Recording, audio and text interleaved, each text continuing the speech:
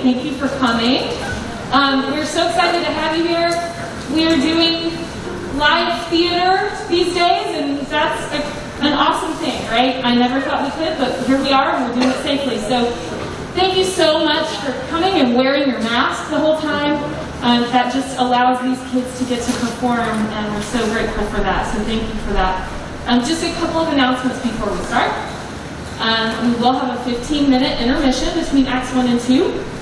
Restrooms, you have two options. This is the Student Center, and if you go up either side of stairs, through these doors up here, there are restrooms in the back right corner. If you do not like stairs, a better option for you is in the basement of this dorm over here. There's a purple awning. You can just follow the walkways to the purple awning just right across over here. And it takes you into kind of the hallways where our admissions department is. And there are restrooms on the left. Just follow the hallway until you see them. So those are your two options for restrooms during intermission. We want to thank you guys so much for being here and supporting these kids. I know you're going to enjoy the 80s remix version of Twelfth Night by William Shakespeare. Thank you so much.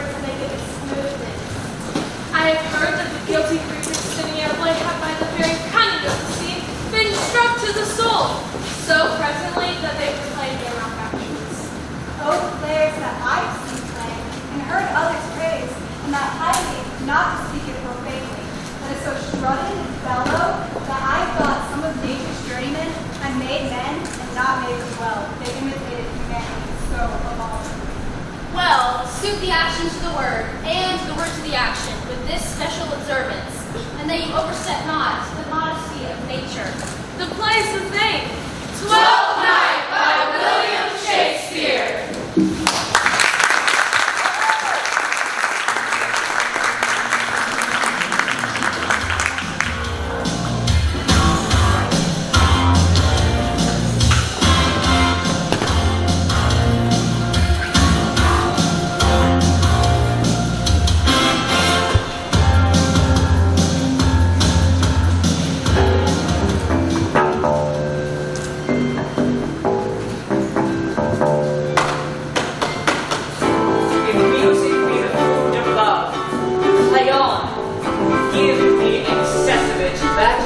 surfacing, the appetite may sicken, and so die.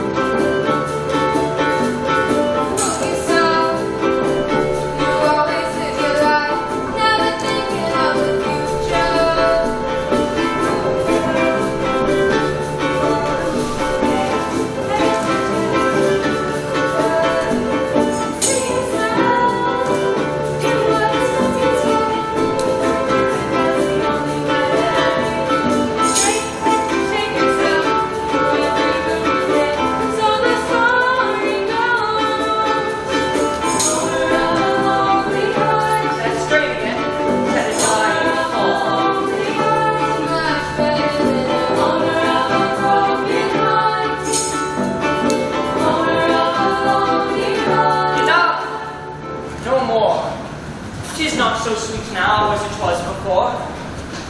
Oh, spirit of love, how quick and fresh art thou! Will you go hunt, Lord? What, Curio? The heart. Why, so I do, the noblest that I have. Oh, when mine eyes did see Olivia first, methought she purged the air of pestilence.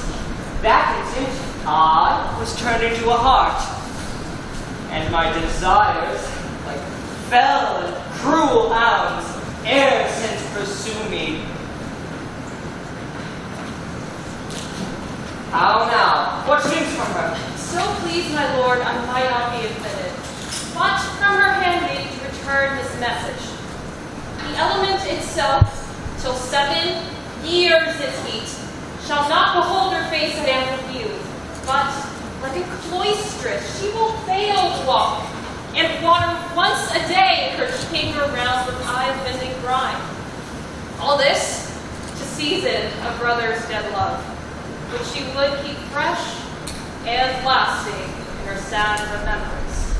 Oh, she that hath a heart of that fine frame, to pay this debt of love, what to a brother? Oh, wait before me to sweet beds of flowers.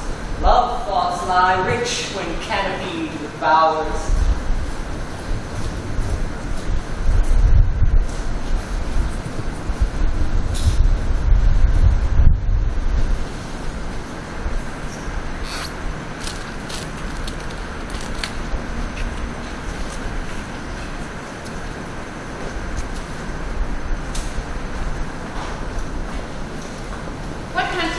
Whence is this? This is Illyria, lady. And what shall I do in Illyria?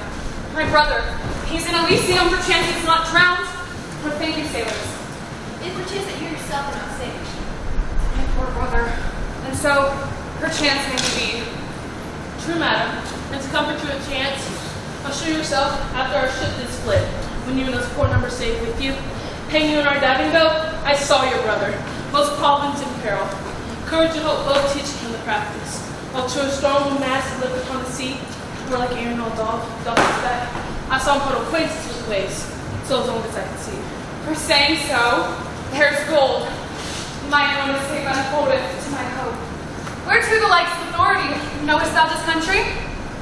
Oh, I will, man. For I was bred and born that 3 hours travel from this very place. Who governs here? And no Duke, nature is named Duke Orsino. Orsino? I've heard my father name him. He was a bachelor then. For so as now was so very late. For about a month ago I went from hence, and 'twas fresh from murmur that he did seek the love of fair Olivia. And what's she? A virtuous maid, a daughter of the Count, who died 12 months since, leaving under the protection of his son, her brother, who they also say will die. They said she had the drunk company inside of him. Oh, that I served that lady, until I made mine own occasion mellow. What may I say this? Thou art compass, because she went to no kind of suit, no, not the deuce. Well, I pray thee, and I'll pay thee bounteously. Conceal me what I am, for such disguise shall be the form of my intent. I'll serve this Duke. Thou shalt present me as a eunuch to him. Or maybe with thy paying for I can sing and speak to him in many sorts of music. That will allow me very toward his service. Only will have to time my fit. Only shape thou silence to my wit. Be you his eunuch, and I'll be your mute. My tongue laughs, and my eye sense. I thank thee. Lead me on.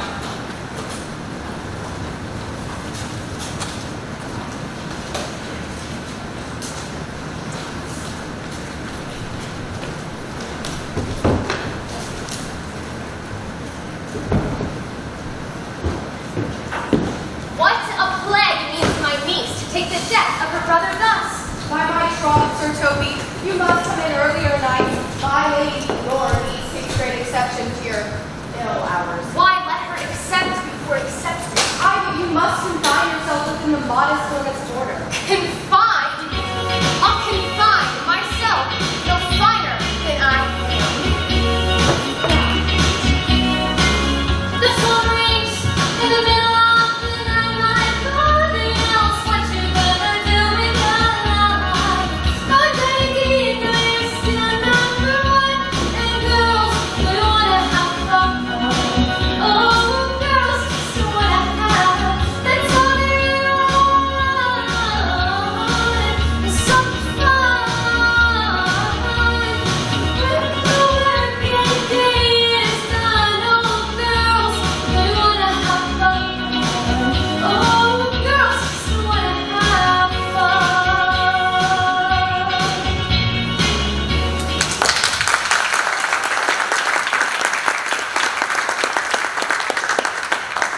I heard my lady talk of the foolish knight you brought in one night to be her wooer. Who? Sir Andrew Aguichi, he's as fine as man as any in Illyria. What's that to the purpose? Well, he makes 3,000 ducats a year. Aye, but he's a very fool and a prodigal. 5, that you say so. He knows 3 to 4 languages, word for word, without quoting. Besides that he's a fool, he's a great quarreler, and 'tis thought among the prudent that he would quickly have the gift of grave. Here comes Sir Andrew Ague facing now. Sir Toby Belch, how now, Sir Toby Belch? Sweet Sir Andrew. What is that? My niece is chambermaid. Good mistress, I desire better acquaintance. My name is Mary, sir. Good mistress, Mary, here's my hand. Aye, now I let go your hand. Farewell, you gentlemen. Stupid. Ah, so help me here, and when did I see thee so put down? Never in your life. I think, methinks, I have no more wit than an ordinary man has. But, I am a great eater of beef. But that does alter my wit. No question. And I thought that I'd forswear it. I'll home tomorrow, Sir Toby. Pourquoi, my dear knight? What is pourquoi? Do or not do? Oh, had I but followed, had I but bestowed the time of tongues that I had in fencing, dancing, bear maiden. Oh, had I but followed the arts. Faith, your niece will not be seen. For if she be, it's 4 to 1. She'll none of me. The Count himself here hard, but lose her. Shall none of the count, shall not match above his degree, neither in wits nor estate or years. I've heard her swear it. I'll stay a month longer. For I'm a fellow of the strangest mind by the world.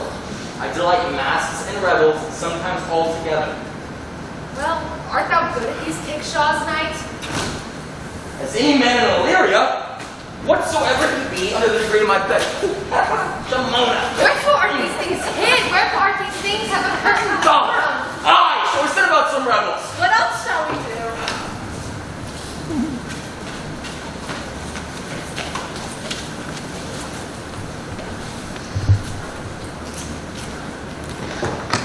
If the Count continue these favors towards you, Cesario, you are like to be much advanced. He hath known you for but 3 days, and already you are no stranger. You either fear his humor or my negligence. Do you call in question the continuance of his love? Is he inconstant, sir, in his favors? No, believe me. I thank thee. Here comes the Count. Saw Cesario. On your attendance, my lord, here. Very well, Luke, Cesario. Thou knowest no less at all. I have unclasped to thee the book even of my secret soul. Therefore, good youth, trust thy gate unto her. Be not denied access. Stand at her doors and tell them, there thy fits which shall grow, till thou have audience.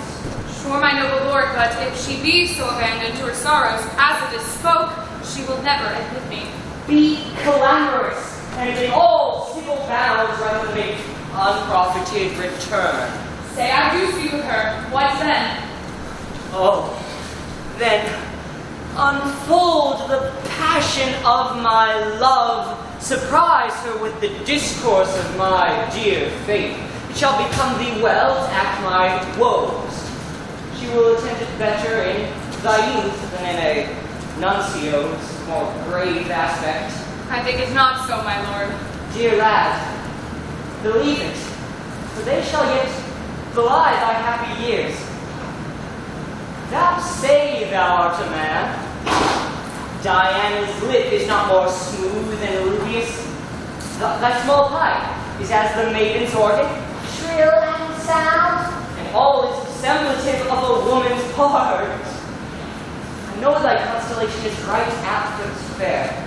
Prosper well in this, and thou shalt live as freely as thy lord, to call his fortunes thine. I will do your best, your lady.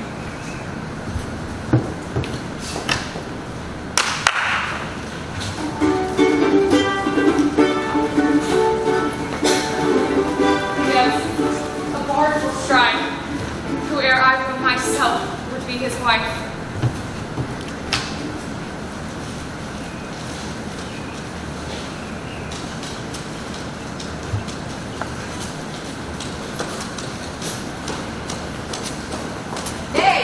Either tell me what thou hast been, or I shall not open my lips so wide that a bristle may enter in way of excuse. My lady will hang me for that. Oh, let her hang me. Many a good hanging prevents a bad marriage, and for turning away lets summer bear it out. Peace, you grove, no more of that. Here comes my lady now. Make your excuse wisely, you are best. Wit, and to be thy will, put me into good fooling.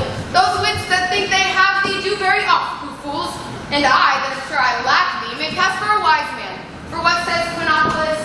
Better a witty fool than a foolish wit. Oh, God bless thee, lady. Take the fool away. Do not hear fellows say, where's the lady? Go to, I'll know more of you. Besides, you grow dishonest. Of misprision in the highest degree. Good Madonna, give me leave to prove you a fool. Make your proof. Good Madonna, why mournest thou? Good fool for my brother's death. I think his soul is in hell, Madonna. I know his soul is in heaven, fool. The more fool than to mourn for your brother's soul being in heaven. Take away the fool. What think you of this fool, Malvolio? Doth he not mend? Yes, and shall do until the pangs of death shake him. Infirmity that decays the wise doth make Edward the better fool. I marvel your ladyship takes delight in such a barren rascal. Why, I saw him put down the other day with an ordinary fool who has no more brains than a stone.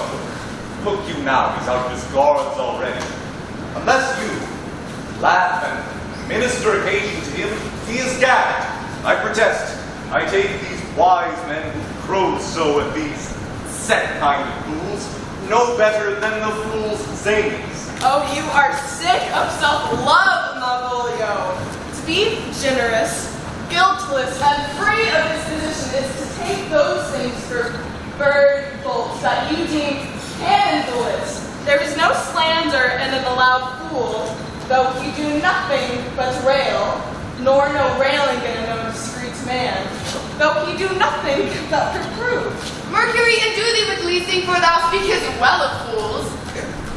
Madam, there is a young gay man who much desires to speak to you. From the Count Orsino, is it? I know not, but 'tis a very young man and well attended. Confession I pray you, he speaks nothing but madman. Fie on him. Go you, Malvolio. If it be a suit on account I am stiff or not at home, what you will dismiss it. Now you see, sir, how your fooling grows old and people dislike it. Oh, what is it, gay cousin? A gentleman. A gentleman? What gentleman? A gentleman, a plague of these pickle hearing. Aye, Mary, what is he? Let him be the devil, and I care not. Give me faith, say I. Go thou and look after him. He is but mad yet, Madonna, but the fool shall look to the madman.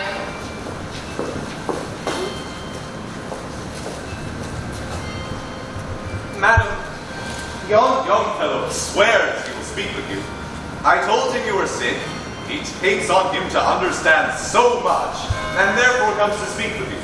I told him you were asleep. He seems to have a foreknowledge of that too. What is to be said to him? He's fortified against any denial. Tell him he shall not speak with me. Has been told so. And he says he'll stand under gates like a sheriff's post and be supported to a bench. He'll speak with you. Of what manner of man is he? Ugh. Oh, very ill mannered. He'll speak with you. Will you or no? Of what personage and years is he? Not yet old enough for a man, nor young enough for a boy. Between boy and man. He is very well favored and speaks very shrewishly. Let's approach, call in my gentlewoman. Gentlewoman, my lady calls. Give me my veil. Come, throw it over my face. We will once more hear of Orsino's embassy.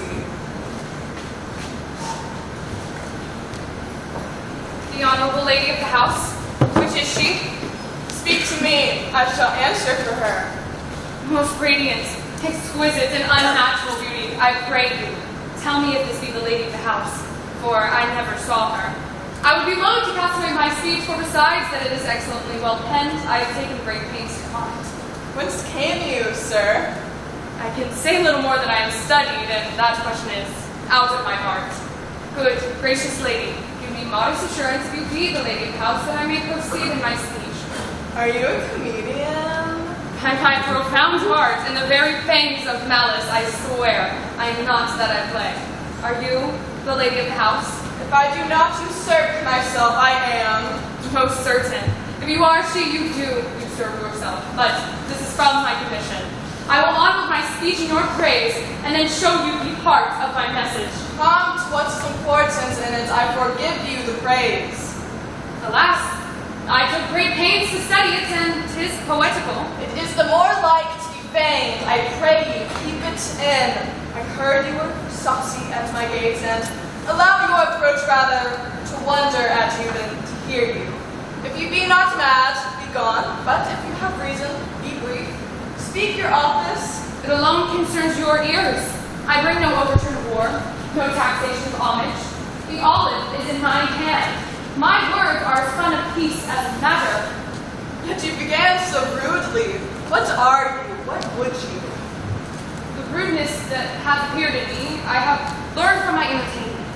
What I am and what I would are as secret as widowhood. Your ears, divinity. To any others, profanation. Give us the place alone. We shall hear of this divinity. Now, sir, what is your text? Good lady, let me see your face. Have you any commission from your lord to negotiate with my face? You are now out of your text. But you will draw the curtain and show you the picture. Look you, sir, such a one I was this present. Is it not well done? Excellently done, and God did all. My master loves you. Oh, such love shall not be recompensed, though you were crowned the non-peril of beauty. How does he love me? With adoration, with fertile tears, with groans of thunder, with sighs of fire. Your lord does not know me. He cannot love me, yet I suppose him virtuous, know him noble, of great estate and of fresh and stainless youth, yet I cannot love him. He might have took his answer long ago. If I did love you in my master's flame, with such a suffering, such a deadly life, in your denial I would find no sense. I wouldn't understand it. Why? What would you? To make me a willow cabin at your gate, call upon my soul in the house, write loyal cantons of condemned love and sing them aloud at night. Cry out, oh, Olivia, you shall not rest between the elements of air and earth, but you should flee me. You might do much. What is your parentage? Above my fortunes, yet my estate as well, I am a gentleman. Get to your lord. I cannot love him. Let him send no more. Unless, perchance, you come to me again to tell me how he takes it. Fare you well. Spend this for me. I am no feed post lady. Keep your purse. It is my master who lacks independence. Farewell.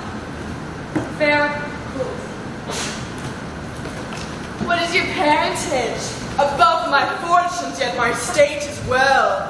I'm a gentleman. I'll be sworn in thou art, thy tongue, thy face, thy limbs, actions, and spirit do give thee a fivefold blazon. Not too fast. Unless the master or the man, how now, even so quickly may one catch the plague? Methinks I feel this use perfections to creep in at mine eyes with an invisible and subtle stealth. Well, let it be. Toto, Malvolio. Here, madam, at your service. Out after that same peevish messenger, the county's man. He left this ring behind with him. Desire him not to flatter with his lord, I am not for him. If that be you will come this way tomorrow, I'll give him reason for it. Hie thee, Malvolio. Madam, I will. To do I know not what, and fear to find mine eye too great a flatterer for my mind. Fate, show thy force, ourselves we do not owe. What decreed must be, and this is so. Nor will you not that I go with you. By your patience, no. My stars shine darkly over me. The malignity of my fate might perhaps distemper yours. Therefore I shall crave of you your leave, that I may bear my evils alone. Let me know of you, whither you are bound. I perceive in you so excellent touch of modesty, that you will not extort from me what I am willing to keep in. Therefore, it charges me in manners the rather to express myself. You must know me, Antonio. My name is Sebastian. My father was that Sebastian of Vesling, whom I know you have heard of. He left behind him both myself and his sister, both gone in an hour. If the heavens had been pleased, would we have so ended? But you, sir, altered that. For some hour before you took me from the brink of the sea, my sister was drowned. Alas, the day. A lady, sir. Though it was said she once resembled me, was yet of many, recounted beautiful. Oh, she bore a mind that we could not but call fair. She is drowned already, sir. Salt water. Though I seem to drown her remembrance again. More. If you will not murder me for my love, let me be your servant. Very well at once. My bosom is so full of kindness, yet I am so near the manners of my mother, that upon the least occasion more mine eyes will tell tales of me. I am bound for Count Orsino's court. Farewell. The gentlest of all the gods go with thee. I have many enemies in Orsino's court, else I would very shortly see thee there. Yet, come what may, I do adore thee so, that danger shall seem sport, and I shall go.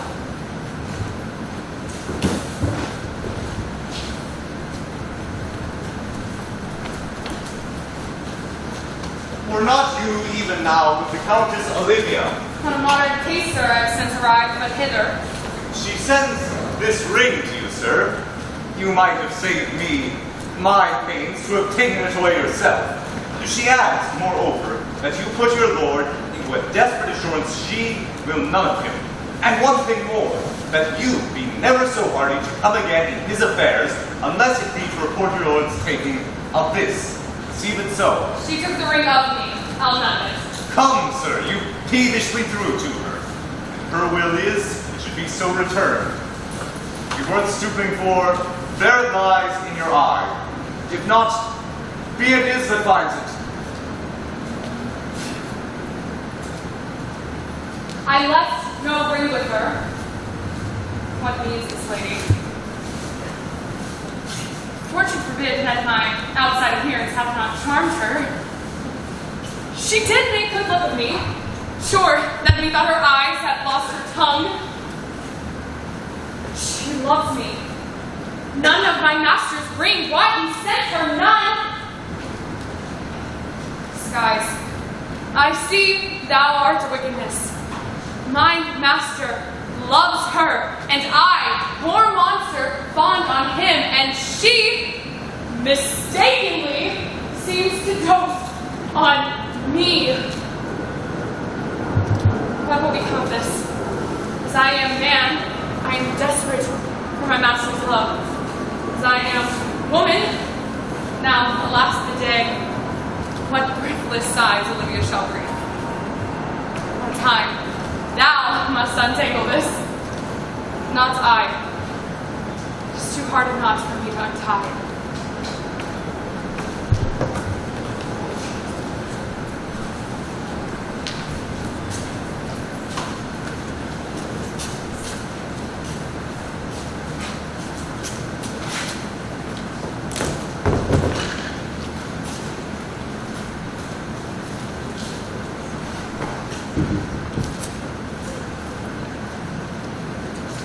Approach, Sir Andrew. Not to be in bed after midnight is to go to bed betimes. Nay, my child, I know not, but I know to go to bed late is to go to bed late. A false conclusion I pleaded as uncooked him. To stay up late and to go to bed then is to go to bed early, but to go to bed before that is to go to bed betimes. Thou's a scholar.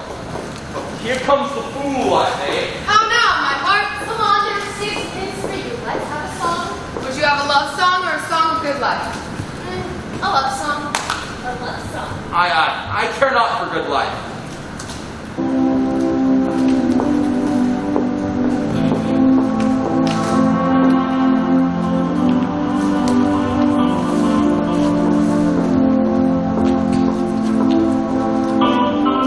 Let's start inside, let's dance for a while.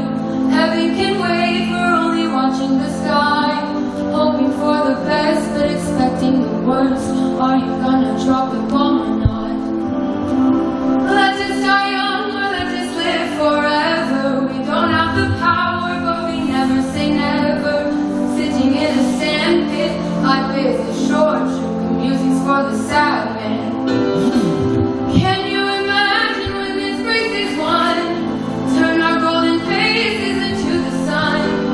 Praising our leaders, we're getting in tune. The music's played by the madman. Forever young, I want to be forever young. Excellent, good, I think. Good, do you really want to live forever?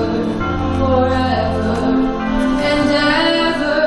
Forever young, I want to be forever young.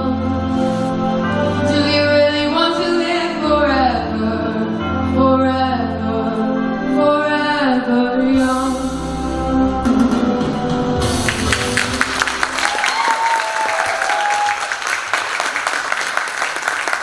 Mellifluous voice. A contagious aggression.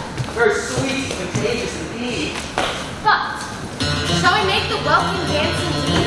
Aye, Should we rouse the night owl in a catch? Aye. Should we pull the reed souls out of one fever? Aye. Should we do that? Do it.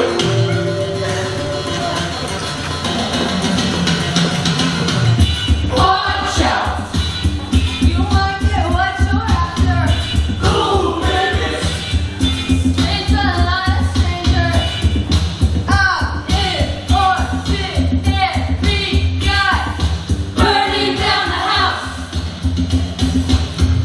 Hold tight. Wait till the party's over. Hold tight. For in the nasty weather, there has got to be a way. Burning down the house.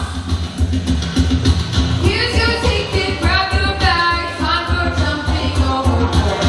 Your destination is here. Close enough, but not too far. Maybe you know where you are. Fighting fire with fire. All wet. Hey, you might need a raincoat. Shake that. Streams walking in broad daylight. 316, 5 to 3s. Burning down the house. What a catapulting do you keep here? Has my lady not called upon her steward Malvolio and bid him turn you out of doors, never trust me? Malvolio is a Pegaranzi and 3 Merriman Weaving. Oh, peace. My masters, are you mad? Have ye no wit, manners, nor honesty, but to gabble like tinkers at this time of night? Is there no respect for place, persons, nor time in you? We did keep times in our patches.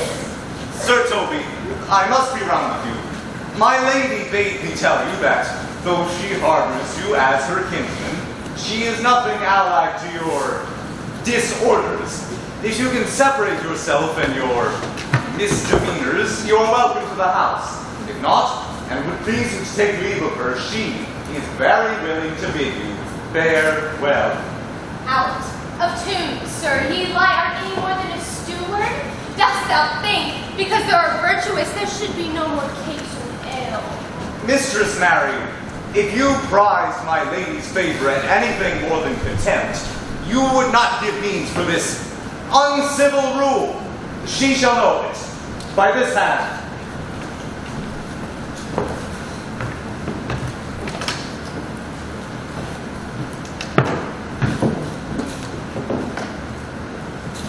Sir Toby, be patient for tonight.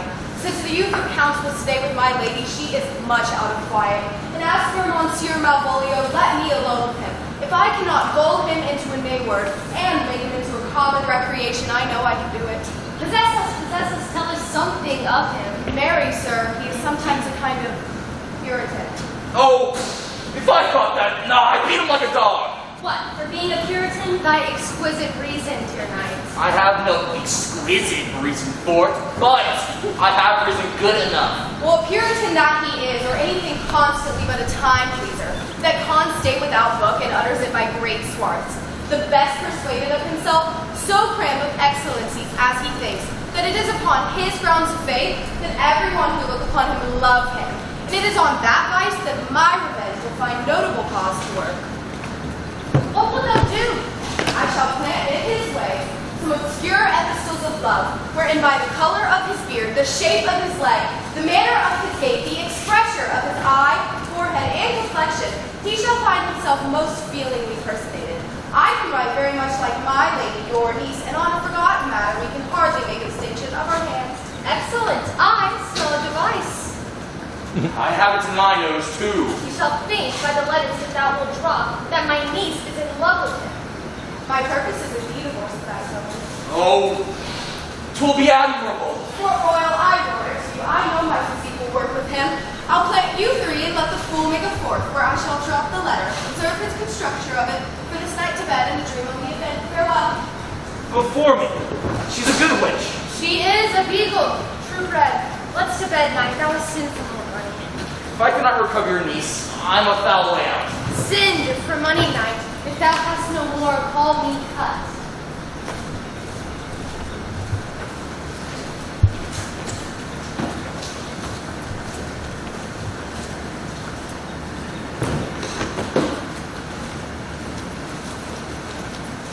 Give me some music.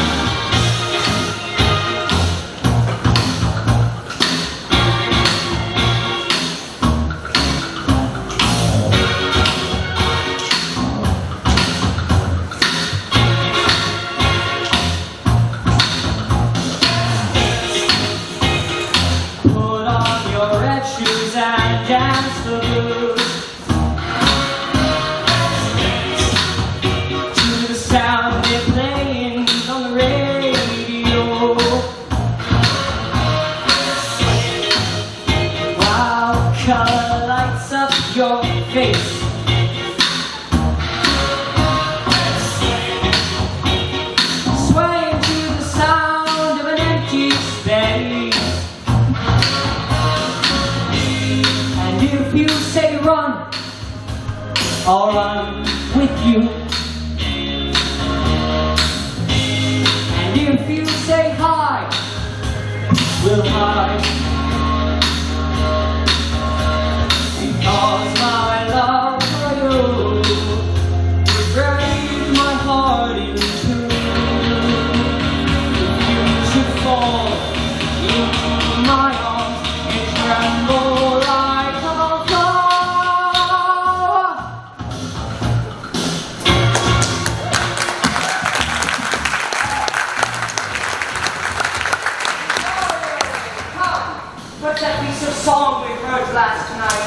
old and antique song. Methought it did relieve my passion much. Come, but one verse. He is not here that should sing it, so please your lordship. Who was it? Besby, the jester, my lord, the fool that the lady Olivia's father too much delighted. He is about the house. Seek him out and play the tune the while. Come hither, boy. If ever thou shalt love, in the sweet pangs of it to remember me, for such as I am all true lovers are, unstained and stitched and all motions else, save in the constant image of the creature that is beloved. How dost thou like this tune? It gives a very echo to the sea where love is grown. Oh, thou dost speak masterly. I like the pond. Young though thou art, thine eye hath stayed upon some favor that it loves, hath it not, boy? A little by your favor. What kind of woman is it? Of your complexion, my lord. She's not worth thee then. What years, if a About your years, my lordship. too old, by heaven, let still the woman take an elder than herself. So where she can so persuade she level in her husband's heart. For, boy, however we do praise ourselves, our fancies are more giddy and unfirm, more longing, wavering, sooner lost and worn than women's are. I think it well, my lord. Then, let thy love be younger than thyself, or thy affection cannot hold the vent. For women are as roses, whose fair flower being once displayed, doth fall that very hour. And so they are. Alas, that they are so. Die even when they do affection grow.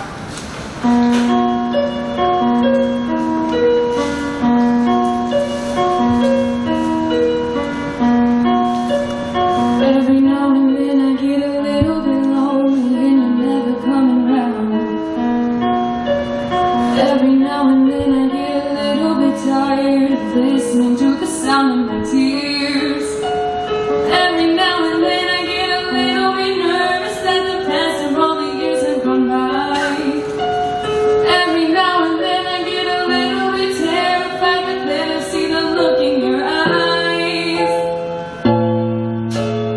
Every now and then I fall apart. Every now and then I fall apart. And I need you now tonight. And I need you more than ever. And if you only hold me tight, then we'll be holding on forever. And we'll only be making it right. 'Cause we'll never be wrong together. We can stay till the end of the night. Love is like a shadow on me all the time. I don't know what to do. I'm always in the dark. Living on the verge, maybe giving up heart. I really need you tonight. Forever's gonna start tonight. Forever's gonna start tonight. Once upon a time I was falling in love. Now I'm only falling apart. There's nothing I can do to totally eclipse our hearts.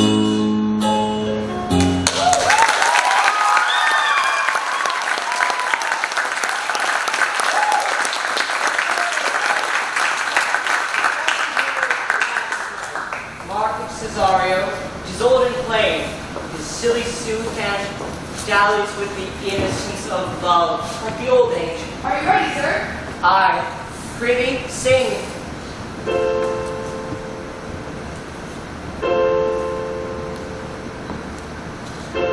It's been 7 hours and 15 days since you took your love away.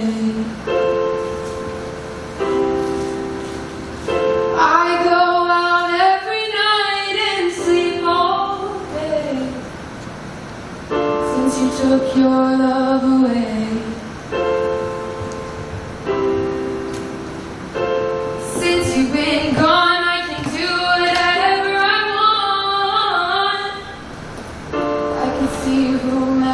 choose. I can eat my dinner in a fancy restaurant, but nothing can take away these blues, 'cause nothing compares to you.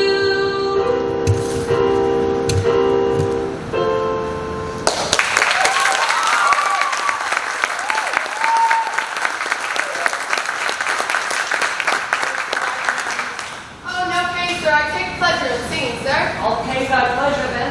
Truly, sir, pleasure will be paid one time or another.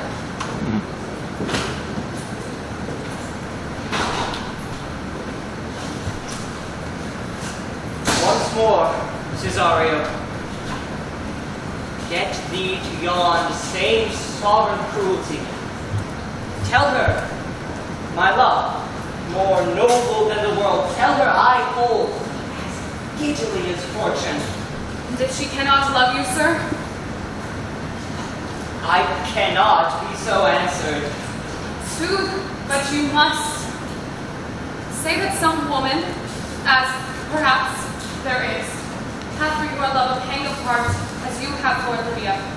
You cannot love her. You tell her so. Must she then not be answered? There is no woman's side can bide the beating of so strong a passion as love doth give my heart.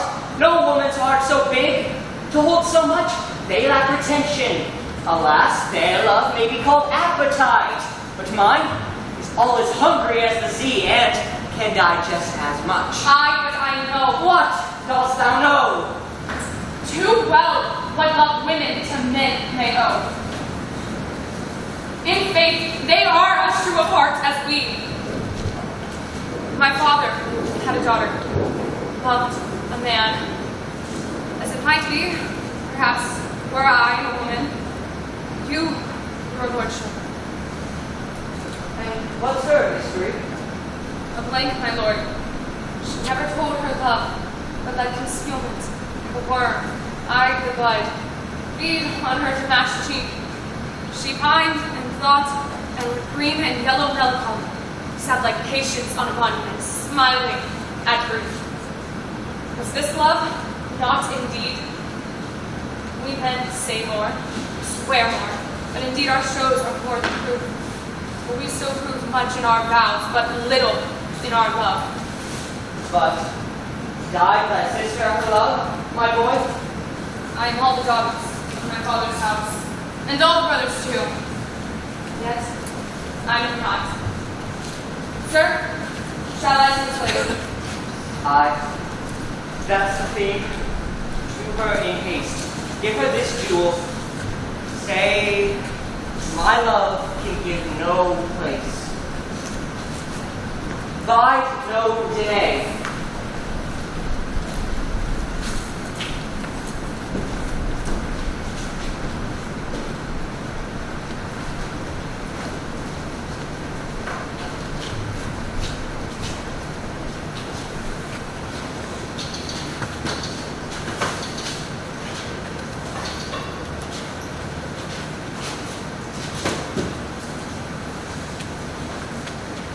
Come thy way, Senor Julian.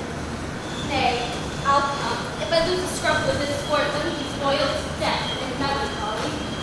Here comes the little devil. How now, Maria? Hurry, get ye three to the box street. Malvolio's coming down the walk. He's been yonder in the sun, practicing behavior with his shadow for this half hour. Observe him for the love of mockery, for I know this letter will make a contemplated idiot of him. Lie thou there, for he comes to drop you must be caught. 'Tis but fortune, all is fortune. Maria once told me she did affect me, and I have heard her come thus near that should she fancy it should be one of my complexion. Besides, she uses me with a more exalted respect than anyone else recalls her. What should I think of? Look, overweening rogue. Oh, peace. Contemplation makes a rare turkey of him. How he jets under his advanced plumes. Slight, I could so beat the rogue. To be Count Malvolio. Rogue! Peace, peace. There is example for it. The lady of the Strachey married the yeoman of the wardrobe. Oh, peace. Now he's deeply in. See how imagination blows him.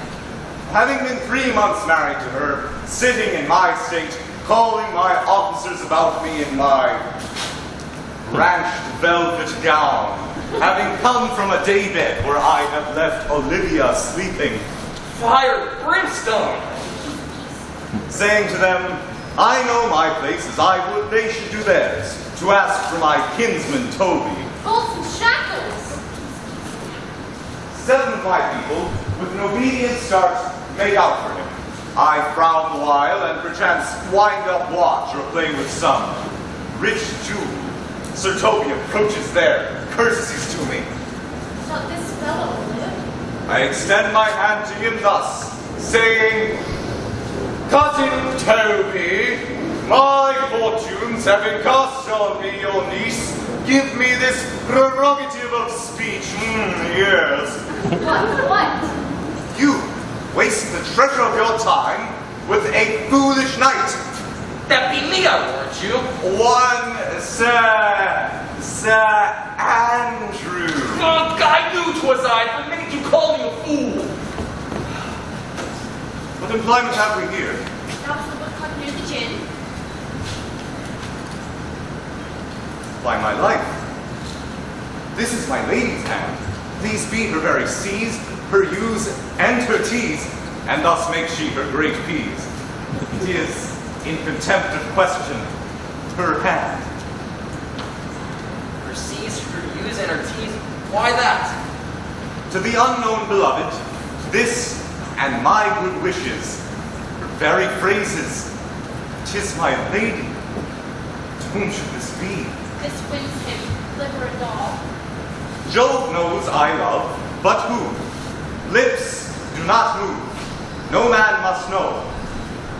No man must know.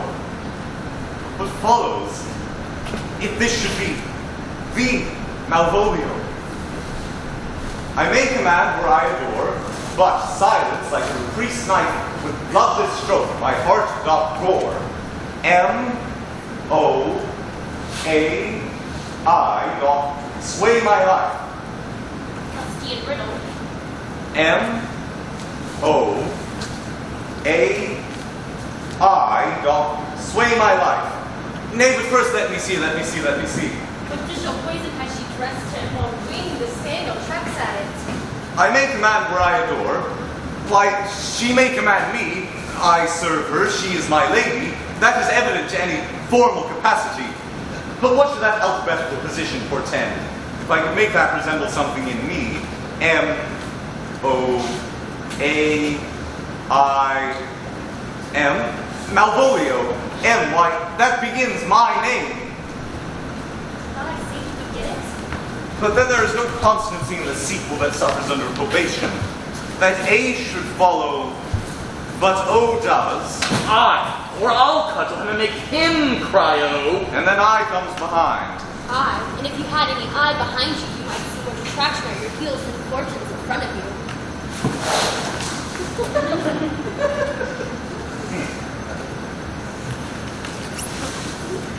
M-O-A-I. This simulation is not as the former, and yet to crush this little it would bout me, for every one of these letters is in my name. Soft, here follows prose. If this fall into thy hands, revolve. In my stars I am above thee, but be not afraid of greatness. Some are born great, some achieve greatness, and some have greatness thrust upon them. Cast thy humble sloth, the opposite with a kinsman, surly with servants. Let thy tongue tang arguments of state. Remember who commended thy yellow stockings, and wish to see thee ever cross-gartered. I say, remember. Go to, thou art made, if thou desirest to be so. If not, let me see thee a steward still, the fellow of servants, not worthy to touch fortune's fingers. Farewell, she that would alter services with thee, the fortunate unhappy Daylight and champagne discovers not more. This is open. I will be proud. I will read politic authors. I will baffle Sir Toby. I will not now fool myself to let imagination jade me. For every reason excites to this, that my lady loves me. She did commend my yellow stockings of late. She did praise my leg being cross-gartered. And in this she manifests herself to my love, and with a kind of injunction drives me to these habits of her liking. I thank my stars I am happy. I will be strange, stout, in yellow stockings and cross-gartered, even with the swiftness of putting on. Here's a postscript. Thou canst not choose but who I am. If thou entertainest my love, let it appear in thy smiling. Become thee well. Hey. Therefore, in my presence, still smile, dear my sweet, I prithee. I will smile. I will do everything that thou wilt have me.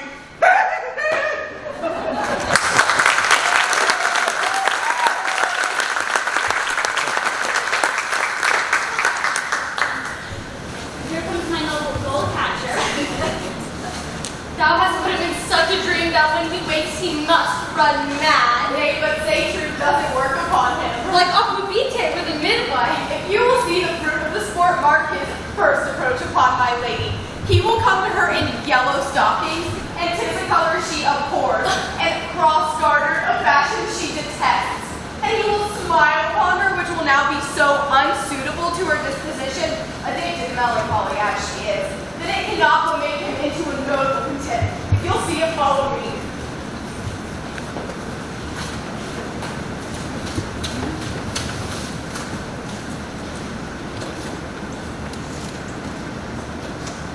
Intermission, everyone.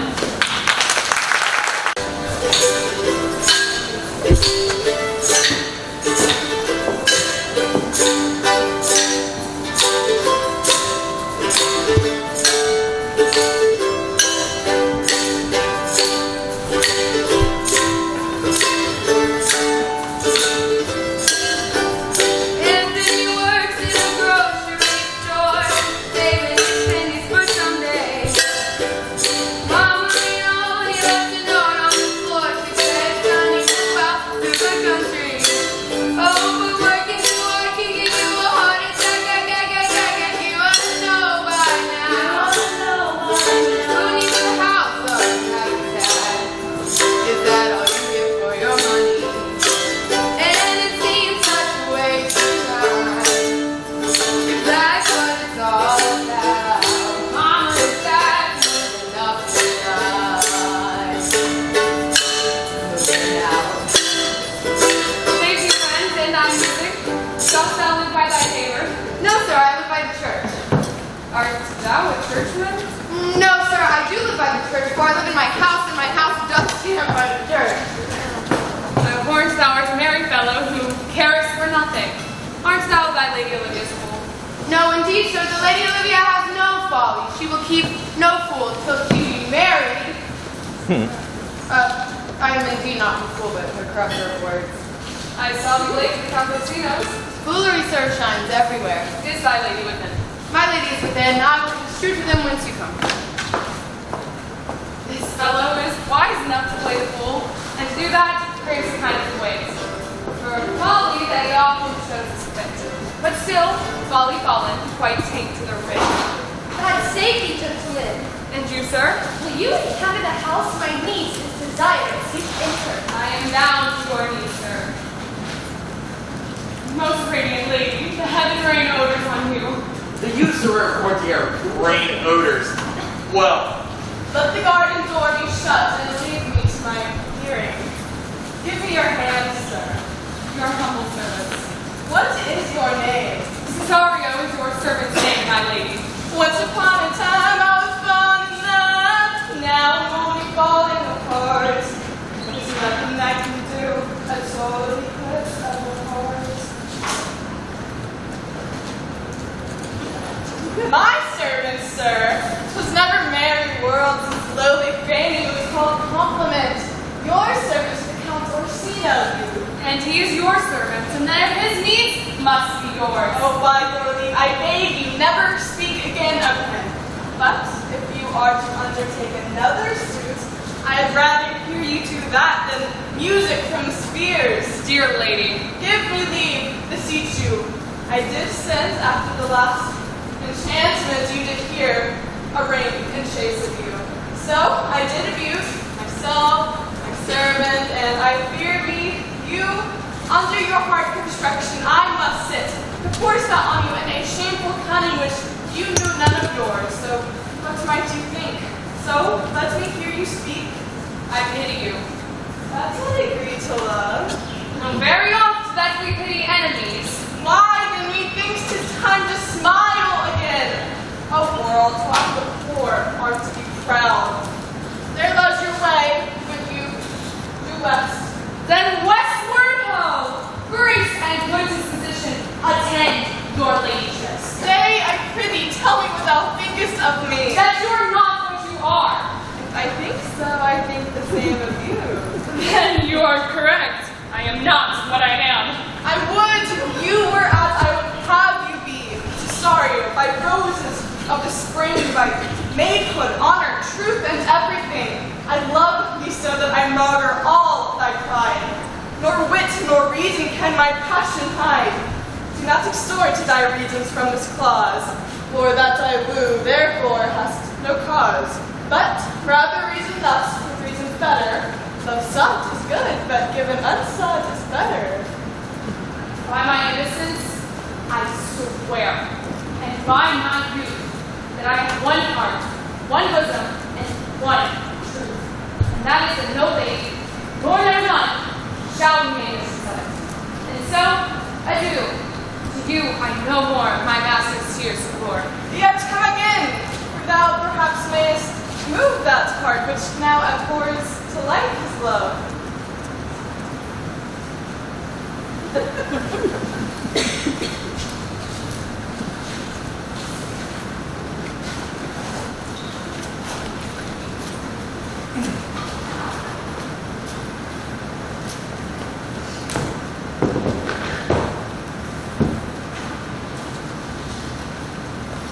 No, faith, I shall stay not a jot longer. Thy reason, dear Venom, give thy reason. Mary, I saw your niece do more favors for the Count's serving man than she ever bestowed upon me. I saw it I the orchard, Well, did she see thee a while, oh boy? Tell me that. as plain as I see you now. She did show favor to you in your sight only to exasperate you, to put fire in your heart and brimstone in your liver. You should have made me into dumbness. The double guilt of this opportunity you let turn pass, and now you have sailed into the north of my lady's opinion. Unless you do redeem it by some laudable attempt of honor or policy. And be anyway, for what's been valor, for policy I hate. Well, then challenge me to the Count's youth to fight with him. Hurt him in 11 places, and my niece shall take note of it. And assure thyself there is no love broker in the world that man can prevail in condemnation and woman in report of valor. There is no way but this, Sir Andrew. Go, write it in martial hand, be cursed and brief, and yet so eloquent, haunted with license of aid. Go, without it. You shall have a rare letter from him.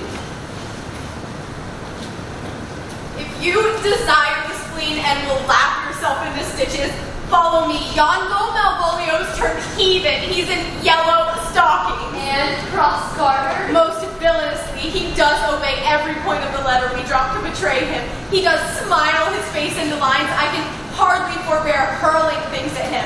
If my lady strike him, and I know she will, he'll smile and take it for a great favor. Come, take us with you.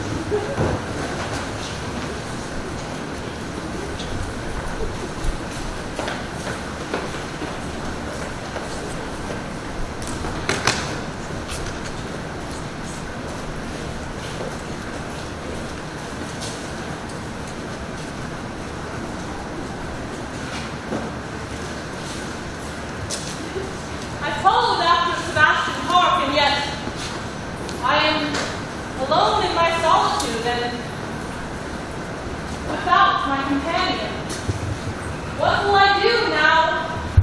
The owner of my heart is but a memory, fleeting in my mind and yet still so clear and passionate. Where shall I find him?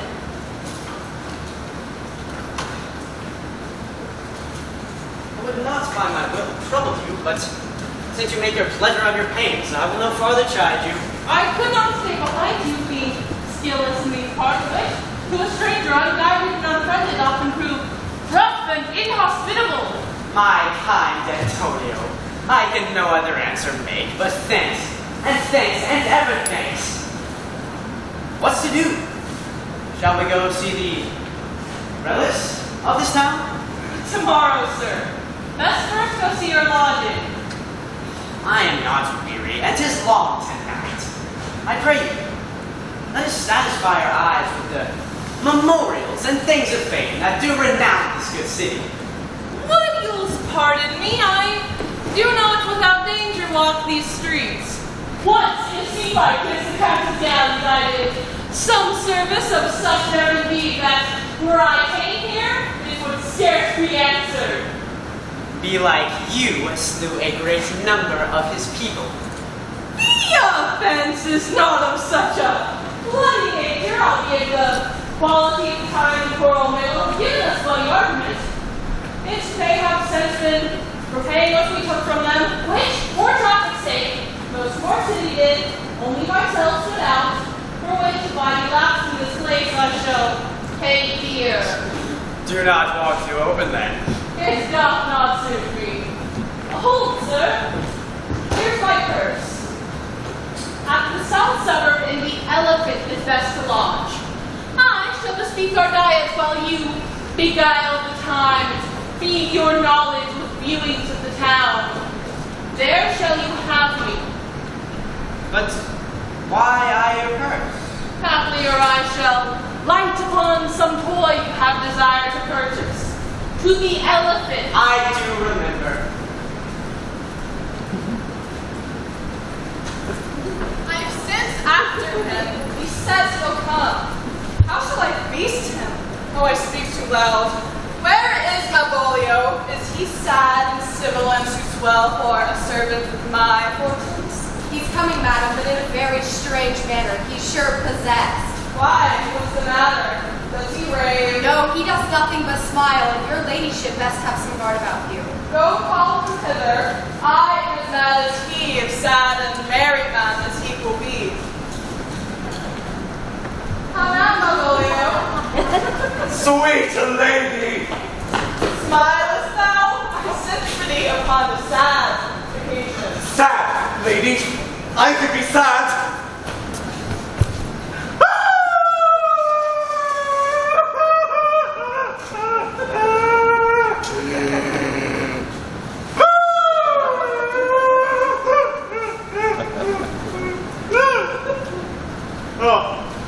This does make some obstruction in the blood. This cross gartering. Why, what is the matter with thee? Not black in my mind, though yellow in my legs. Wilt thou go to bed, Malvolio? To bed? Aye, sweetheart, and I'll come to thee. Oh, God, comfort thee! I thought thou smiled so and kissed thy hand so oft. How do you, Malvolio? Why do you appear with this ridiculous boldness before my lady? Be not afraid of greatness. 'Twas well writ. Some are born great, some achieve greatness, and some have greatness thrust upon them. Remember who commended thy yellow stockings, Thy yellow stocking! and wished to see thee ever cross-gartered. Cross-gartered! Go to, thou art paid if thou desirest to be so. If not, let me see thee a servant still. Why, this is very midsummer madness. Madam, the young gentleman of Count Corsino has returned. I can hardly entreat him back. He attends your ladyship's pleasure. I'll come to him. Good, Maria. Let this fellow be looked to.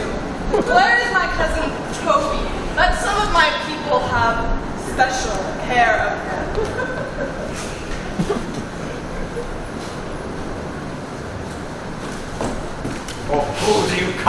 me now no worse man than Sir Toby to look to me. This concurs directly with the letter. She sends him on purpose so that I may appear stubborn to him, for she incites me to that in the letter. Cast like humble thoughts, says she, the opposite to the kinsman, surly with servants, and consequently sets down the manner how a sad face, a reverend carriage, a slow tongue, in the habit of some sir of note, and so forth. And when she went away now, let this fellow be looked to, not Malvolio, nor after my degree, but fellow. Why, everything adheres together that no obstacle, no unsafe or incredulous circumstance, what can be said, nothing that can be can come between me and the full prospect of my hopes. Which way is he in the name of sanctity? Here he is. How is it with you, sir? Go off. I discard thee. Let me enjoy my private. Lo, how hollow the fiend speaks within him! Peace, peace, we must deal with him gently. How do you, Malvolio? Oh, what man defied the devil? Art thou an enemy to mankind? Do you know what you say? He speaks ill of the devil, how he takes it at heart, pray God he be not bewitched. No way with gentleness. Gently, for these is rough and shall not be roughly used. Go! Hang yourselves all! You are idle, shallow things. I am not your element. You shall know more hereafter.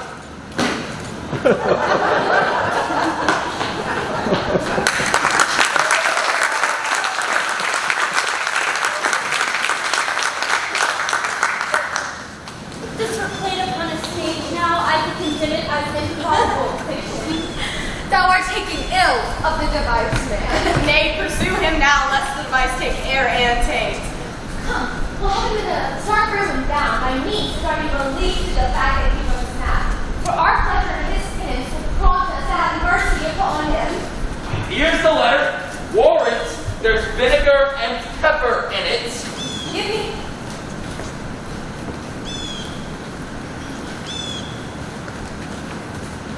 Youth, whatsoever thou art but a scurvy fellow. Wonder not, nor admire not in thy mind. Why, I do call thee so for, I will show thee no reason for it. A good note that keeps you from the blow of the law. Thou comest to the Lady Olivia, and in my sight she used thee kindly. But thou liest in thy throat, that is not the matter I challenge thee for. I will waylay thee going home, for if it be thy chance to kill me, thou killest me like a rogue and a villain? Still you keep up the windy side of the law. Good. Fare thee well, and God have mercy upon one of our souls. Thy friend is thou usest to me, thy sworn enemy, Sir Andrew Atherton. If this letter move him not, I'm sure his legs can't. You may have very fit occasion for it. He's been in commerce with my lady and will by and by depart. Go, Sir Andrew. Scout him out from the corner of the orchard. If he do approach, draw away. Now, I will not limit this letter to the behavior of the young gentleman exceeds no less, and the relationship between the Count and my niece is no more. Now, I would deliver this challenge by word of mouth, for it will send him into most hideous opinion of rage, skill, fury, and impetuosity. They succeed one another, they will frighten them and kill them both. Here he comes. Your niece. I would meditate the while upon this horrid message. I've said too much unto a heart of stone and laid mine honor too unchary out. With the same behavior that your passion bears, go on my master's grief. Here, wear this jewel for me. 'Tis my picture, refuse it not. And I beseech you, come this way tomorrow. A fiend like thee might wear my soul to hell. God save thee, gentlemen. And you, sir? The defense thou hast me take the thought of what nature wrongs him. I know not, but the acceptor, full of despite, bloody as a hunter, attends thee in courtier. Pierre, in thy preparation to the asylum is quick, skillful, and deadly. You mistake me, sir. I'm sure no man hath any quarrel to me. I'm sure not, but go, give him what he wants, give him his desire. What manner of man is he? He is a knight, double, unmatched rapier, and on proper consideration, he is a devil in private law. His indignation derives itself out of contempt and injury. Go, give him what he wants, give him his desire. This is as uncivil as strange. I beseech you. Do me the courteous office as to know what my offense is tonight. It is something of my negligence, nothing of my purpose. I will do so. Signor Fabian, stay by this gentleman's side till my return. Pardon me, sir, do you know of this manner? I know the knight is incensed against you. What matter of man is he? He is indeed, sir, the most skillful, bloody, and fatal opposite one could possibly have found in all of Illyria. Shall you walk towards him? I will try to make your peace with him if I can. Oh, I'm punched down for it. I'm one that would rather go with Sir Priest and Sir Knight. I have taken the horse and loaded them up to the door. I have convinced him you are guilty. There is no remedy, sir. He has promised to fight like a good gentleman and a good knight. He will not hurt you. Pray God defend me. One mistake will show how much I lack of a man. Pray God, he keep his oath. 'Tis against my will.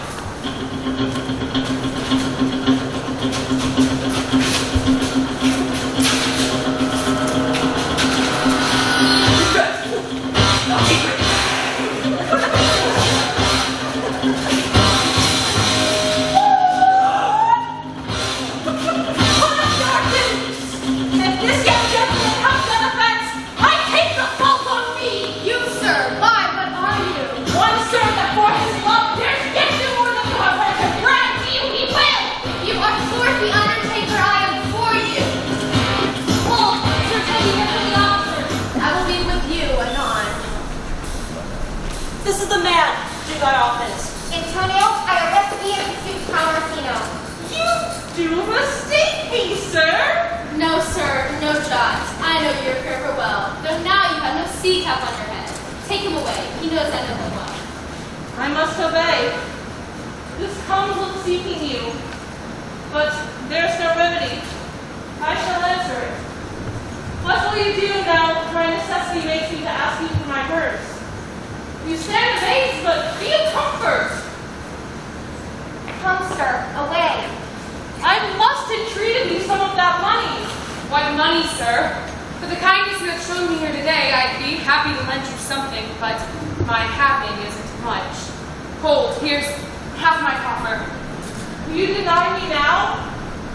Do not tempt my misery, lest it make me so unsound a man as to upbraid you with the kindnesses that I have done for you.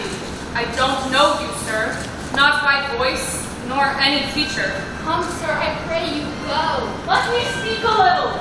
This youth you see here, I rescued one, cut out of the jaws of death, believed with such sanctity of love, and to his image which methought to promise knows better of a worth, did I devotion. What's that to us? The time goes by. Away. Thou hast, Sebastian, done good features shape. The man grows mad. Away with him. Come, come, sir. Lead me on. He thinks his words do from such a passionate fly that he believes himself, and so do not I. Oh, prove true, imagination. Oh, prove true that I, dear brother, be hated for you. He named Sebastian. I and my brother know. Yet even in glass, such can be so. But it's in favor, dear brother, there he went, still in fashion, color, and ornament, for it's him that I imitate. Oh, is it true? Tempests are kind, and salt waves fresh in love. Thou art a rare, paltry boy. His assassin shows Livia's friend by his side. A coward, a most devout coward. I'll after him again, and I'll beat him. If he do approach, do not draw thy sword. And I'll beat him. Let's see the event.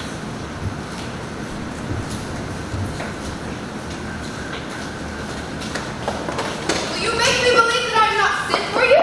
Go to. Thou art a foolish fellow. No, I do not know you, nor I have not been sent to you, but you come speak with my lady. Nor your name is not Master Cesario, nor this is not my nose, neither. Nothing that is so is so. I prithee, fix thy folly somewhere else. Thou knowest not me. It's thy folly. He has heard that word of some great man and now applies it to a fool. I prithee, what shall I tell my lady? Shall I tell her that thou art coming? I prithee, street, depart from me. There's money for thee, and if you tarry longer, I shall give you worse payment. Have we met again, good sir? Are all the people mad? Hold, sir, I'll throw the dagger or the house. This I will tell my lady. I would not be in some of your coats for 2 pence. Come on, young soldier, I leave all flesh. Come on, put up your iron. I shall be free from thee. What wouldst thou now? If thou darest tempt me farther, draw thy sword. Hold to me on thy life, I charge thee, hold. Madam, will it ever be thus? Ungracious wretch. Be not offended, dear Cesario. Rude to be gone. I prithee, gentle friend, go with me to my house, and hear thou there how many fruitless pranks this ruffian hath botched up, that thou thereby mayst smile at them. Thou shalt not choose good go, do not deny. What relish is this? Or am I mad, or else this is a dream? Let fancy still my sense and leave sleep. If this be a dream, then let me sleep. Nay, come, I prithee. Would thou be ruled by me? Madam, I will.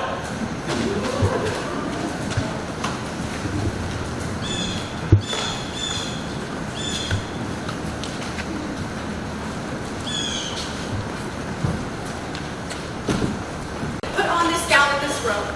Make thou think thou art Sir Topus the curate. Do it quickly. I'll call Sir Toby close. Well, I'll put it on and I will dissemble myself in it, and I were the first to ever dissemble in such a gown. Jove bless thee, Master Sir Topus. Thou art a good name. Who calls there?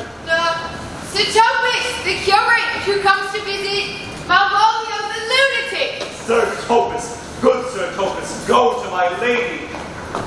Out hyperbolical fiend, how vexest thou this man? Talkest thou nothing but of lady? Do not think I am mad, Sir Topus. They have laid me here in hideous darkness. By thou dishonest Satan, sayest thou this house is dark? Why, in bay windows as transparent as barricadoes, and yet thou complainest of obstruction. I am not mad, Sir Topus. I say to you, this house is dark. Madman, thou errest. I say there is no darkness, only ignorance. Fare thee well. Sir Topus!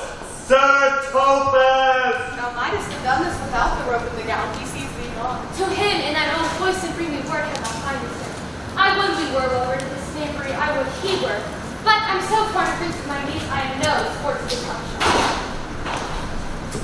Hello? Fool! Fool! I say, Who calls, huh?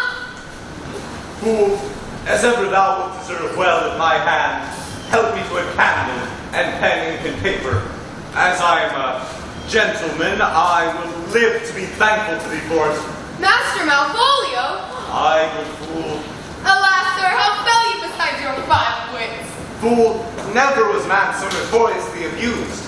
I am as well in my wits, fool, as thou art. But as well than you be mad indeed if you be no better in your wits than a fool. They have mere property me, keep me in darkness, and do all they can to face me out of my wits. Oh, advise you what you say. The minister is here. Sir Topus, Malvolio, Malvolio, thy wits the heavens have restored. Endeavor thyself to sleep and leave thy vain bibble-babble.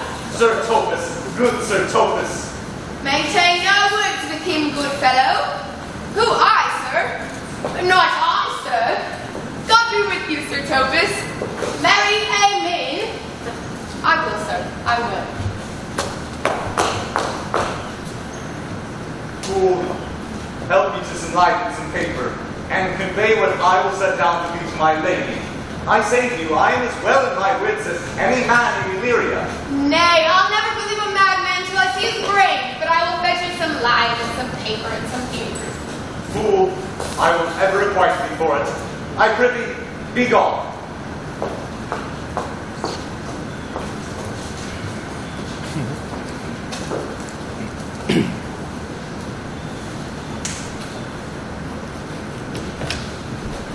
To the town to seek me out.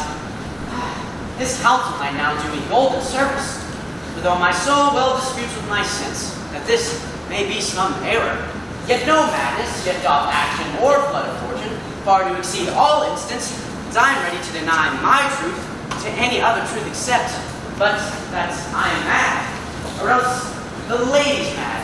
There's something about it that is deceivable. But here the lady comes. Blame not this haste of mine. If you mean well, now go with me into the chantry with this holy man, and plight me the full assurance of your faith, that my most jealous and too doubtful soul may live at peace. What time will our celebration keep according to my birth? But what do you say? I'll follow this good man and go with you, for having sworn truth ever will be true. Then lead the way, good father, and the heavens so shine, that they may fairly note this act of mine. Now, as thou lovest me, let me see this letter. Oh, good Master Fabian, grant me another request. Anything? Do not desire. This is to give a dog, and in recompense desire my dog again. Belong you to the Lady Olivia, friends? I, sir, we are some of her trappings. Here comes the man, sir. That did vex me. Faustino, this is that Antonio that took the Phoenix and his proper candy. And this is even the tiger board. When your young nephew Titus lost his leg here in the streets, desperate shame and sake, we did apprehend him. He did me kindness, sir.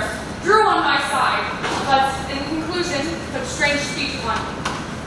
Notable pirate, thou saltwater thief, what foolish boldness brought thee to their mercies? Whom thou in terms so bloody and dear hast made thine enemies?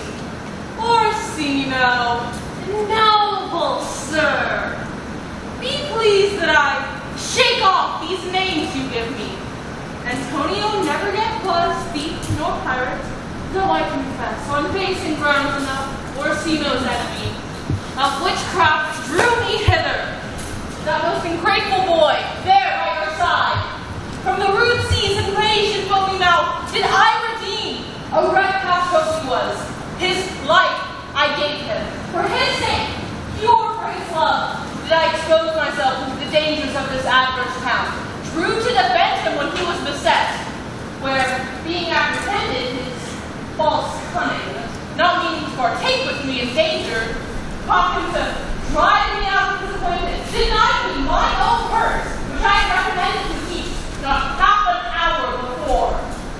How can this be? When came he to this town? Today, my lord, and for 3 months before, no intern, not a minute's vacancy, both day and night did we keep company. Here comes the Countess. Now heaven walks on earth. Once upon a time I was falling in love, but now I'm falling apart. There's nothing I can do, a total eclipse of the heart. But for thee, fellow, thy words are madness. 3 months this youth hath attended upon me, but more that cannot take him aside. What would my lord that he may not have? Wherein Olivia may seem serviceable. Cesario, you do not keep promise with me. Madam? Gracious Olivia! What do you say, Cesario? Good my lord. My lord would speak. My duty hushes me. If we ought to behold too, my lord, it is as fat and wholesome to my ear as howling after music. Still so cruel? Still so constant, lord. What? To perverseness, you uncivil lady, to whose ingrate and unauspicious altars my soul the faithfulest offerings hath breathed out at ere devotion tendered. What shall I do? Even when it please my lord, that shall become of him. Why should I not? Had I the heart to do it, but hear me this. Since you, to non-regardance, cast my faith, and that I partly know the instrument that screws me from my true place in your favor, bid you the marble-breasted tyrant still.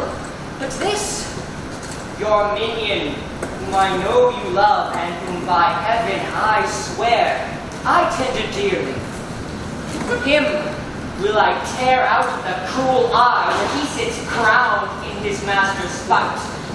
Come, boy, with me. My thoughts are ripe in mischief. I'll sacrifice the lamb I do love to spite a raven's heart than a dove. I would stalk it after willingly to do the rest. 1,000 deaths would die. Where goes Cesario? After him I love.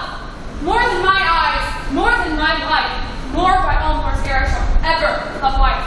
If you do what is punished of, then punish my life for the tainting of my love. Hast thou forgot thyself? Is it so long? Come forth, the Holy Father. Cesario, husband, stay. Husband! Aye, husband, can he that deny? Her husband, sir? No, my lord, not I. Fear not, Cesario, take thy fortunes up. Be that thou knowest thou art, and then thou art as great as that thou fearest. Oh, welcome, Father. Father, I charge thee by thy reverence here to unfold, though lately we intended to keep in the darkness, but occasion now reveals before it is right. Tell me, what dost thou know hath newly passed between this youth and me? A contract of eternal bond of love, confirmed by mutual joined over hands, attested by holy close of lips, strengthened by the interchangement of rings, and all the ceremony of this compact, sealed in my function, in my testimony. Since when my watch hath wholly toward my grave, I have traveled but 2 hours. Oh, how dissembling come. Which wilt thou be when time hath sowed a grizzle on thy case? Farewell, and take her. But direct thy feet, where thou and I henceforth may never meet. My lord, I do protest. For the love of God! A surgeon! Sit on Presley, Mr. Toby. What's the matter? He's broken my head across the ear and Sir Toby bloody coxcomb too. Who has done this, Sir Andrew? The Count's one, Cesario. Well, we took him for his coward, but he's the very devil incarnate. My gentleman Cesario? Oh, it's lifeless. Here he is. You have broken my head for nothing. Why do you speak to me? You drew your sword on me, that I did you fair and hurt you not. But bloody coxcomb, you have hurt me. Here comes Sir Toby halting. You shall hear more. How now, gentlemen? What is with you? He has hurt me, and that's all one on it. Get him to bed and let his hurts be looked to. I'm sorry, madam. I have hurt your kinsman. You throw a strange regard upon me, and by that I do perceive I have offended you. Pardon me, sweet one, even for the vows we made each other but so late ago. One face, one voice, one habit, and 2 persons? A natural perspective this is and is not. Antonio! Oh, my dear Antonio, how the hours have racked and tortured me since I lost thee! Sebastian, are you? Fearest thou that, Antonio? How have you made divisions of yourself? An apple cleft in 2 is no more twin than these 2 creatures. Which is Sebastian? Most wonderful.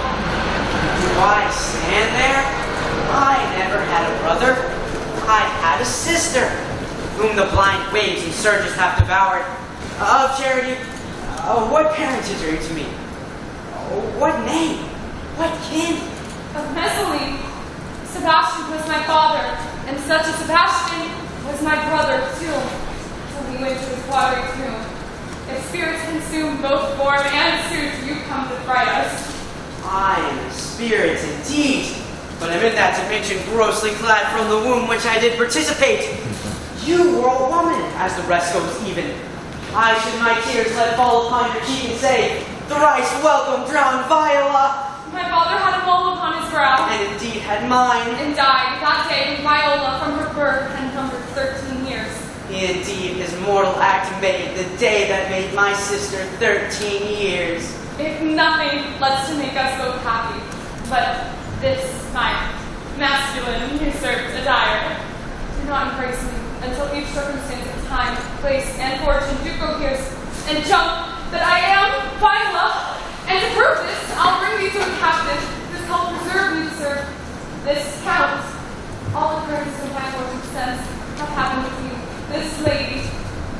this Lord.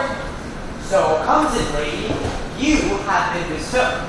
But through nature-drawn inner biases, you would have been contracted to a maid. Nor are you therein by my life deceived. You have been betrothed both to a maid and a man. Be not amazed, right? Noble is his blood. If this be so, as yet the glass seems true, then I shall have share in his most happy wreck. Thou hast said to me 1,000 times, thou never shouldest love woman like me. And all those sayings do I overswear, and all those swearings speak as true in soul as the oracles you have standing night. Then give me thy hand, and let me see thee in thy woman's weeds. The captain that did preserve me is now in durance under the suit of Malvolio, a gentleman and server of my ladies. He shall enlarge him. Fetch Malvolio hither. And yet, alas, I remember me. They say, poor gentleman, he's much distracted. How does he, sirrah? Truly, madam, he holds bells above its staves in as well as what the man in this case may do. Open it, read it. By the Lord, madam, you wrong me, and the world shall know it. Though you have put me into darkness and given your drunken cousin rule over me, yet have I the benefit of my senses as well as your ladyship. I have your own letter that induced me to the semblance I put on, with the which I doubt not do myself much right or you much shame. Think of me as you please. I leave my duty a little unthought of and speak out of my injury, though madly used Malvolio. Did he write this? Aye, madam. This savors not much of distraction. Maybe and fetch him hither. My lord, these things further thoughts on. Think me as well a sister, as a wife. So one day crown the alliance on it, and here at my house, and that my proper box. Madam, I am most apt to embrace your offer.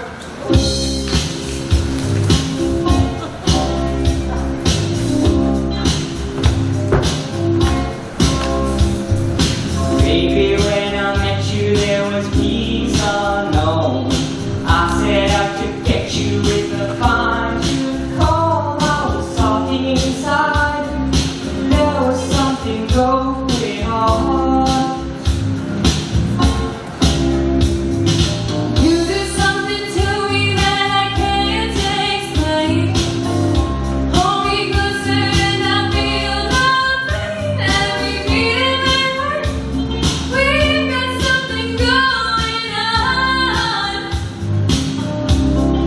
Tender love is fine.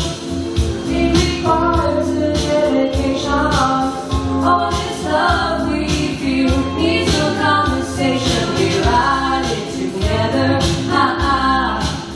and we love one another,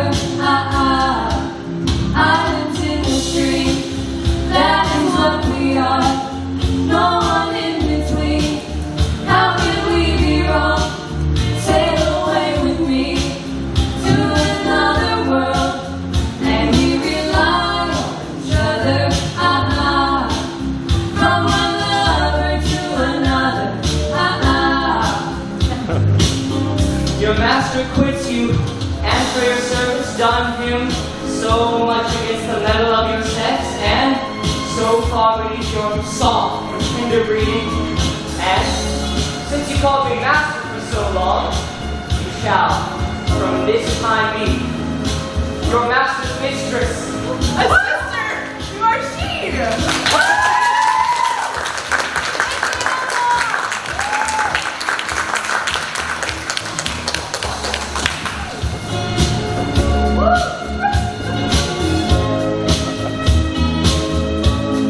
No more will you cry, baby, I will hurt you never.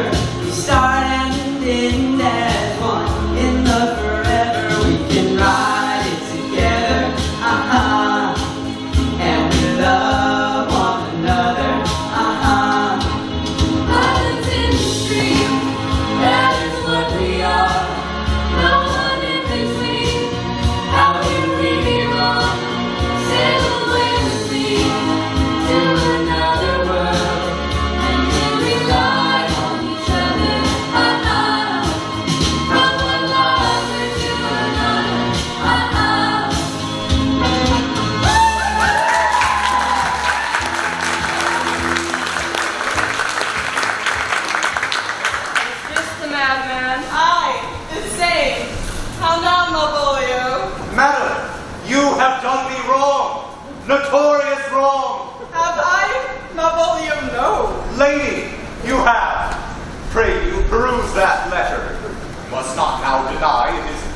hand, and tell me, in the modesty of honor, why thou hast given me such clear lights of favor, bidding me come to thee, smiling and cross-gartered, to put on yellow stockings and to frown upon Sir Toby and the lighter people, and, acting this in an obedient hope, why hast thou suffered me to be imprisoned, kept in a dark house, visited by the priest, and made the most notorious death and gold that e'er invention played on? Tell me why. Alas, Malvolio, this is not my writing. Though much like the character, but out of the question, 'tis Maria's hand. And now I do bethink me, it was she who first told me thou wast mad. Then camest in smiling, and when the priest performed and presented in the letter, prithee, be content. Once you know the grounds and the authors of it, thine will be both the plaintiff and the judge of thine own cause. Good man. Hear me speak, and let no quarrel or no brawl to come. Most freely I confess, myself and Sir Toby sent this device against Malvolio here. Upon some stubborn and uncourteous parts we had conceived against him. Maria read the letter in Sir Toby's great importance. How sportful malice it was followed made rather crocodile laughter? In revenge? If that the injuries be justly weighed that on both sides have passed. Alas, poor fool, how have they baffled thee? I'll be revenged on the whole pack of you.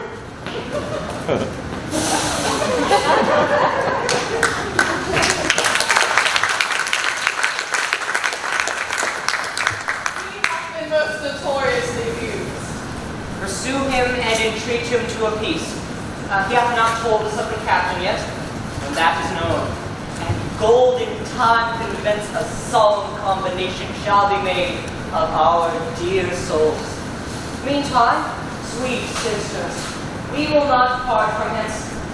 Cesario, come, so you shall be, for when, in other habits seen, Orsino's mistress and his fancy's queen.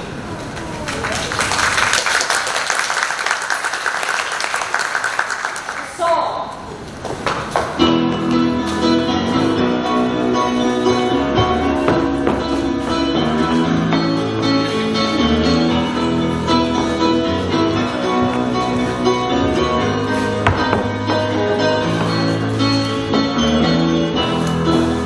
Just a small town girl living in a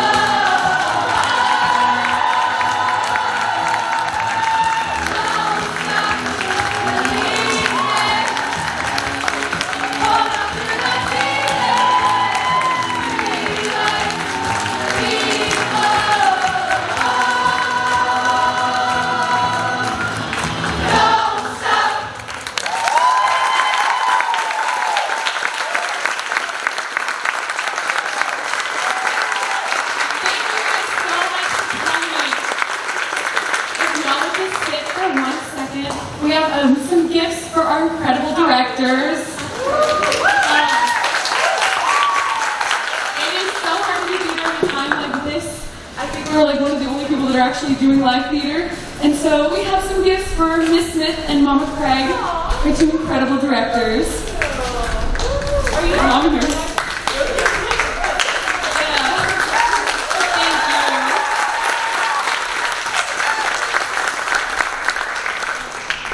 Thank you guys. Suzanne Craig is not here today, but Damon, can I send these home with you to give to your awesome mother? Thank you.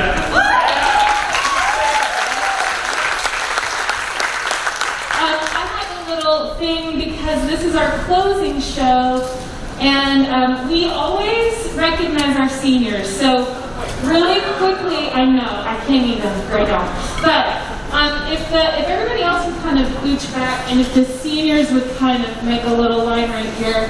Hey, Kate and Gracie, will you guys come help me for a second?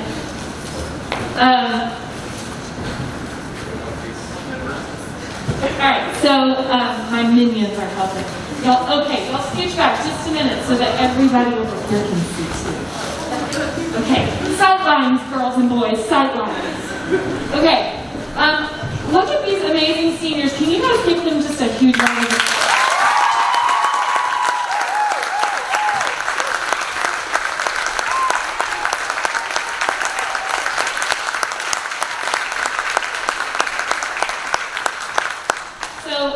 Instead of flowers, you usually do flowers for plays, right? That's normal, isn't it? Nothing is normal about what we're doing right now, so I thought, well, I want to give them pumpkins. Because y'all are just little pumpkins in my heart. I know, so cheesy, but these guys, I can't tell you how awesome they have been to work with this whole time. They've been such great examples. They have led this group with just such amazing enthusiasm and compassion for each other. They have worn their masks like good leaders do, and I'm just so thankful to all of them for everything that they have done so far this year. I can't get too sentimental yet because it's October and I can't go there yet, right? But we have a really huge senior recognition at the end of our musical every year. But I just want you to recognize each of these guys. And when I say your name, everybody can clap for them, and you can go choose a pumpkin, okay? All right, I'll start down there. Alexi Andrews.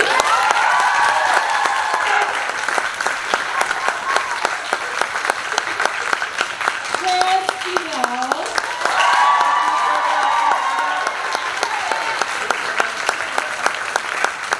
Alex Walker.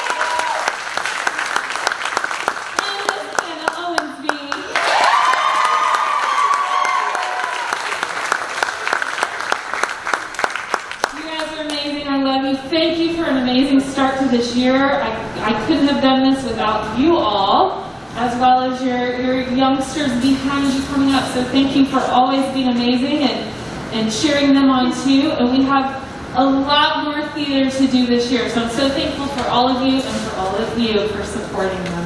Thank you guys. Y'all have a great night.